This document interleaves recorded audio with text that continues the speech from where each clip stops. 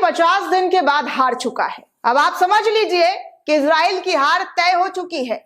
इतिहास के पन्नों में बड़े बड़े अक्षरों के साथ, सुनहरे अक्षरों के साथ ये लिखा जाएगा कि इजराइल कितना बड़ा कायर है, कितना बड़ा झूठा है, कितना बड़ा जालसाज है, कितना बड़ा फ्रॉड है। क्योंकि इजराइल की जो चाल थी उस चाल को तुर्की ने भांप ली है। एक तरफ सीज फायर हुआ है तो दूसरी तरफ तुर्की ने अपने हथकंडे खोल दिए हैं। तुर्की का इस हथकंडे से इजराइल अब बच नहीं पाएगा, क्योंकि तुर्की ने उसे चारों तरफ से जो घेर लिया है। अब आप सोच रहे होंगे कि तुर्की ने ऐसा क्या कर दिया है, तो चलिए मैं आपको फटाक से बताती हूं कि तुर्की ने ऐसा क्या किया है। जो तुर्की लगातार इजराइल की नीयत पर सवाल उठा रहा था, इजराइल को चेतावनी दे रहा था, वो तुर्की आज इजराइल के सीज फायर को एक बहुत बड़ा हथियार के तौर पर इस्तेमाल कर रहा है। तुर्की की तरफ से, जी हां, तुर्की की तरफ से बड़े बड़े वकीलों ने इंटरनेशनल कोर्ट में के खिलाफ केस कर दिया है।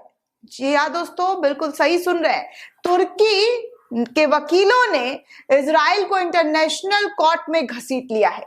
ये वही इजराइल है जो लगभग 14,000 से ज्यादा फिलिस्तीनी नागरिकों का खात्मा कर चुका है और अब अच्छा बनने की कोशिश में लगा हुआ है। अब स्टेटमेंट दे रहा है, बयान दे रहा है कि गाजा के लोगों की तकलीफ सबसे पहले उनकी प्रायोरिटी है। सबसे पहले गाजा के लोगों का दुख दर्द उसे देखा नहीं जा रहा है। यानी कि जब सांप बिल में चला गया है तो वो डंडे पीट रहे हैं और अपने आप को बड़ा बनाने की कोशिश में कह रहे हैं कि गाजा में जो हुआ है उसको वो फौरन ठीक करना चाहते हैं। वहां पर सारे हेल्प भेजने की कोशिश करेंगे और सबसे पहले गाजा के लोगों को सही करेंगे, अस्पतालों को दुरुस्त करवाएंगे। हालांकि आप सभी को पता है दोस्तों कि गाजा में करीब करीब पूरी तरीके से तबाही लाने वाला कौन है, तो इजराइल है, आईडीएफ है, वहां की सरकार है, नेतन्याहू का घमंड है और उसी घमंड को अब तुर्की ने चूर कर दिया है। तो सबसे पहले मैं आपको बता दूं दोस्तों कि तुर्की किस तरीके से स्टेप लेता हुआ नजर आ रहा है और गाजा में जो हालात हुए हैं उसको देखते हुए एक बहुत बड़ी चाल, एक बहुत बड़ा कदम जो है तुर्की की तरफ से ले लिया गया है। यहाँ पर राष्ट्रपति तुर्की के नजर नहीं आ रहे, यहाँ पर सिर्फ आपको दिखाई दे रहे हैं तो तुर्की के बेस्ट लॉयर, सबसे बड़े वकीलों का जो जत्था है वो इजराइल के युद्ध अपराधों के खिलाफ अंतर्राष्ट्रीय न्यायालय में मामला दायर कर दिया है। इस तस्वीर को देखकर आप समझ सकते हैं सोशल मीडिया पर तमाम तरीके से वीडियो शेयर किया जा रहा है, खबरें शेयर की जा रही है और कहा जा रहा है कि इजराइल के अंत की जो खाका है, जो रोड मैप है वो तैयार कर ली गई है। इधर आपको ये भी जानकारी दे दे दोस्तों कि इजराइल की बर्बरता को देखकर पूर्व अमेरिकी राष्ट्रपति ट्रंप के राष्ट्रीय सुरक्षा सलाहकार जॉन बोल्टन का भी बयान आया है। उनका कहना है कि हमास ने हाल ही में इजराइल पर एक बड़ी जीत हासिल कर ली है। ये सौदा कई मामलों में घातक रूप से त्रुटिपूर्ण है, भले ही इसे त्रुटिहीन तरीके से लागू किया हो। यानी कि ट्रंप के सलाहकार भी मान रहे हैं कि हमास की एक बहुत बड़ी जीत हो गई है, हमास ने बहुत बड़ा जीत हासिल कर लिया है।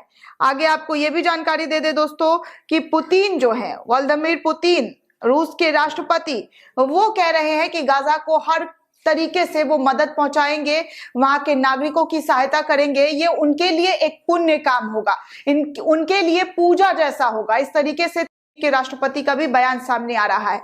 यानी कि वो रूस जो लगातार 1-1.5 साल से युद्ध झेल रहा है जेलेंस्की के साथ, यानी कि यूक्रेन के साथ जो रूस की लड़ाई है, इस लड़ाई के बावजूद भी रूस के राष्ट्रपति का कहना है कि वो गाजा के हर नागरिकों के साथ है और उनका हर तरीके से सपोर्ट, सहयोग जो है वो करते हुए नजर आएंगे। यानी कि कहीं ना कहीं जिसे हम लोग गलत समझ रहे थे, खराब समझ रहे थे और पश्चिमी मीडिया ने जिस तरीके की छवि बना दी थी, आजकल समझ लीजिए दोस्तों कि मीडिया किस तरीके से छवि बिगाड़ती है लोगों को, और मुसलमानों को लेकर तो उसके दिल में जो नफरत है वो लगातार पेश करते हुए नजर आती है और बताते हुए नजर आती है कि मुसलमान कितने खतरनाक है, उनका आतंक से नाता है।